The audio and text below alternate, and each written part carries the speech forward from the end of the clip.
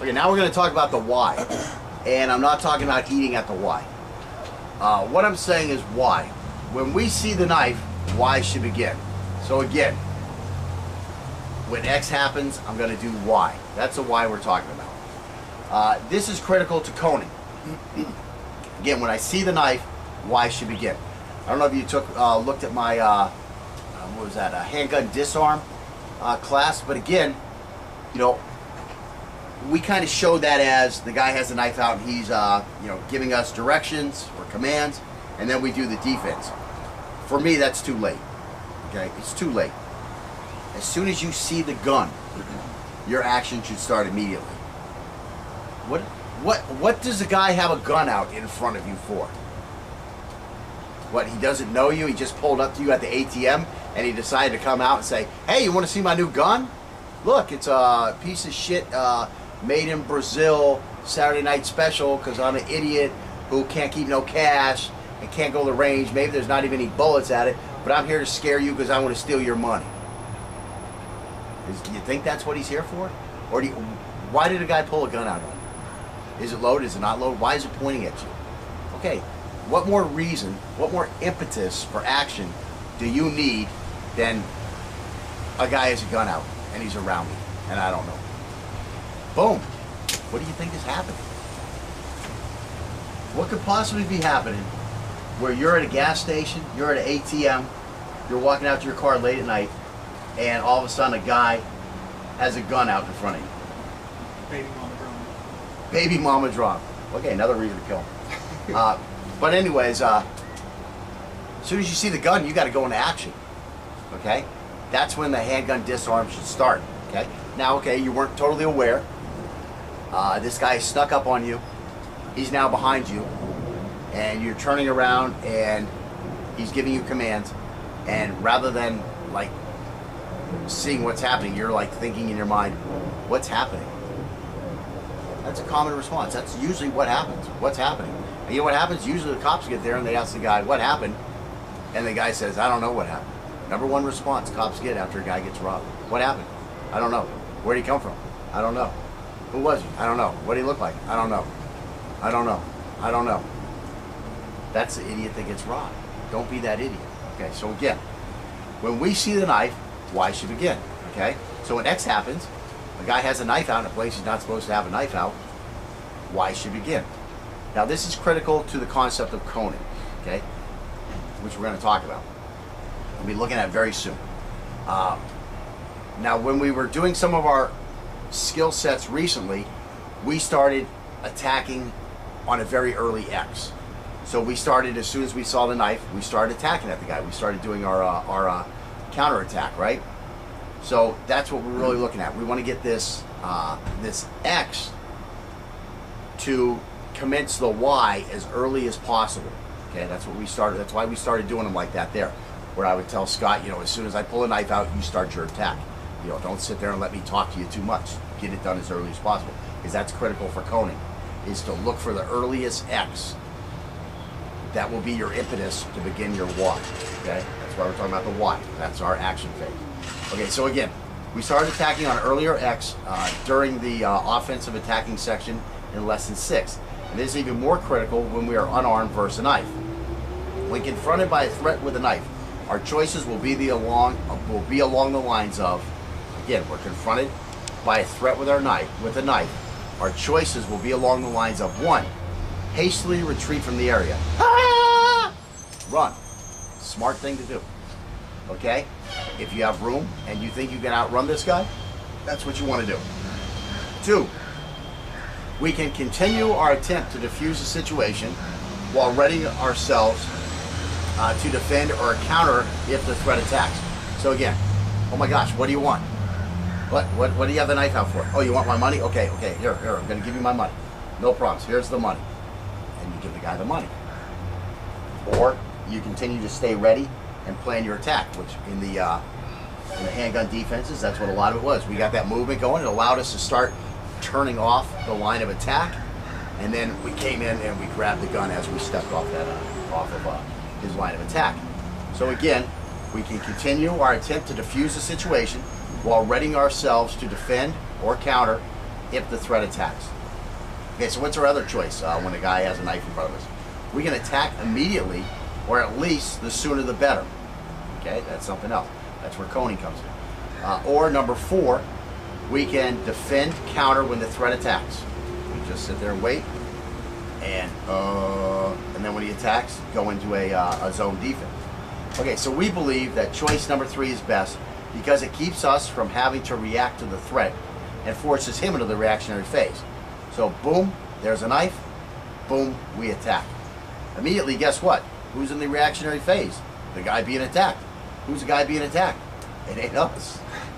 It's him. It's what you want to do. It's an ambush, right? What do you have to do? You have to attack. That's all there is. There ain't no choices here. Proven in thousands of years of combat. It's only choice. What are your other choices? Run like a bitch. And I mean bitch in a sincere way. 2, just sit there and try to talk this guy down. Or 4, just sit there and wait for him to attack. Which choice sounds the best? Which one's going to leave you the next day walking into work dragging 2 big balls behind you? Isn't that where you want to be? Self-actualization. It's the highest thing on Maslow's hierarchy. That's where you want to be, man. Maybe I'm fucking crazy, but you know, I want to be self-actualized. Alrighty. Most of you probably don't know what the fuck I'm talking about. Should have gone to college.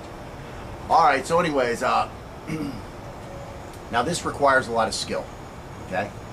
Which can only be attained by a lot of practice. And this level of skill must be maintained with continued practice at regular intervals. That's like I talked about the jiu-jitsu style I had studied. One of the jiu-jitsu styles was Kodokan Jiu-Jitsu. The old saying in Kodokan Jiu-Jitsu is senior teaches junior. Well, why do you want to make sure when you learn this stuff that you find somebody to teach? So that you can keep practicing. That's the whole thing. When you're teaching somebody else, guess what? You have to practice. That's why I'm such a cheap-ass karate instructor. And that's one of the nice things is I get to pick my students, you know. Some asshole comes up and says, I want to learn karate. Well, I don't have a karate studio that I'm trying to earn my living with, so I can tell that guy to go F himself. You know, I had a guy out here that I was teaching handguns to, and I finally decided that even though this guy had been in the Army before and was holding an adult job, you know, I finally decided this guy's a freaking head case. I ain't teaching this guy how to go out and kill people, you know. One of the last things I want is to see, you know, you see these guys, especially right now, I mean, people are out shooting everybody these days. You know, I don't want one of my students to be out there shooting people because, you know, he's going to break a new record.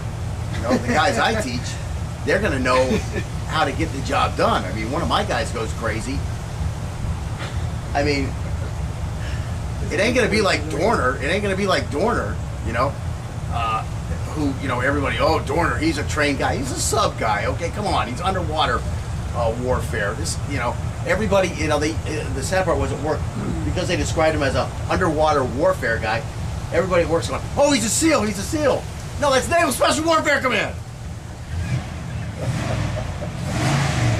So anyway, what is SEAL? Just ask me God, tell me to shut up. So anyways, you know, Dorner was not, I mean, what was that move where he like pushes the gun aside? The little video there. Nice job, Dorner. Okay, so anyways, was he much more dangerous than the average guy on the street? Yeah, Dorner was. Was he an expert compared to some fat ass who comes home and sits on the couch every night with the remote? Yes, he was an expert compared to that guy. Was Dorner an operator? Yes, at the lowest levels. Here comes an operator to be right here. Okay, so again, we want to have our skill level maintained. That's a huge thing. The next thing is we do not want to be in a reactionary phase when we are unarmed. We do not want to remain under attack when we are attacked.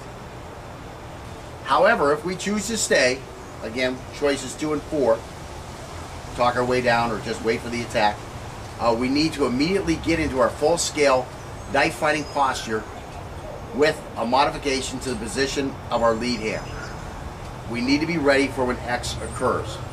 This will force the threat out of his comfort zone and make him realize that he may not get his way. This will also have us in a position for Y.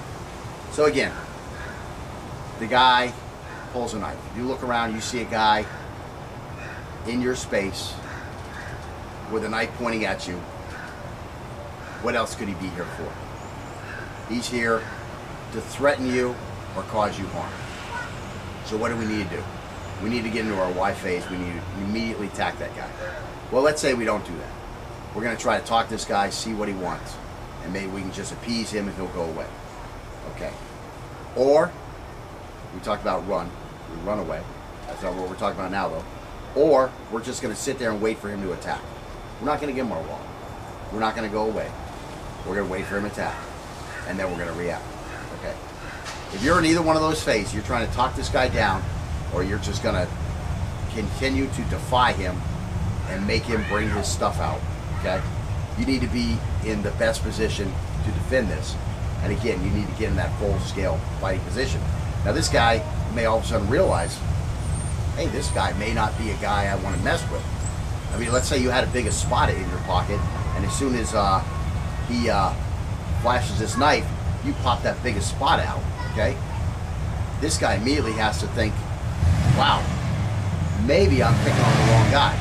Well, same thing if you just go into a real heavy fighting stance right away and tell this guy, stop, stay back.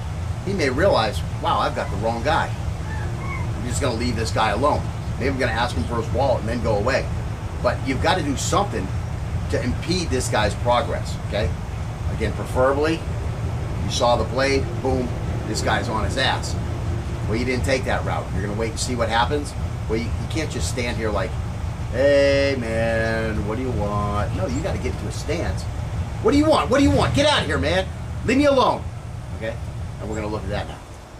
So again, to obtain an empty hand versus knife position, we're going to use our regular knife fighting position, and we're simply going to position our knife hand, what would have been our knife hand, the same way we position our empty hand, being careful not to limit our field of vision. When we begin our Y, we will probably be blocking an edged weapon. Thus, when we do, it is very important that we use the back of our forearms so that we do not expose the arteries located in the forearm and upper arm. From here, we're going to use our forearms like sticks, and we're going to strike at the forearm of the attacking hand.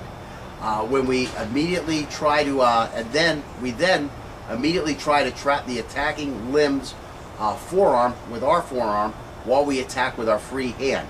Again, we did a little bit of this when we were looking at the Folsom Prison attack. Mm-hmm. You know, we learned about getting the hand down, and we learned about, as the knife is retracting, to try to get something in this guy's eyes. So we've already seen this a little bit, which, as you might have noticed in this course, we always see it a little bit, and then we kind of forget about it, and then we bring it back.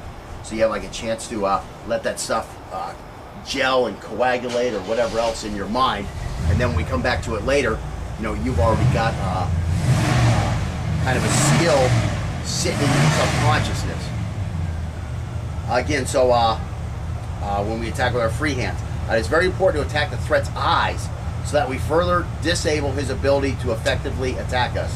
When we learn to defend and attack simultaneously, we will become much more effective, okay? So that's what we're going to start doing. We're going to start looking at some drills. We're going to look at that empty hand versus knife position, and let's get on with it.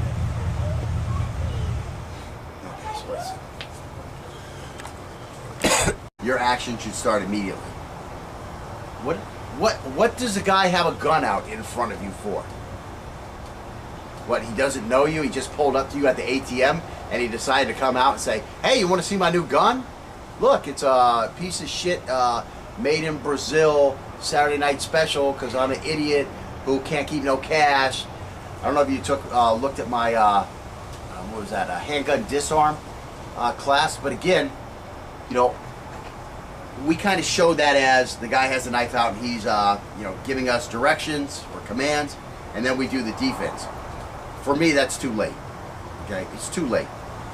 As soon as you see the gun, it can't go to range. Maybe there's not even any bullets at it, but I'm here to scare you because I want to steal your money.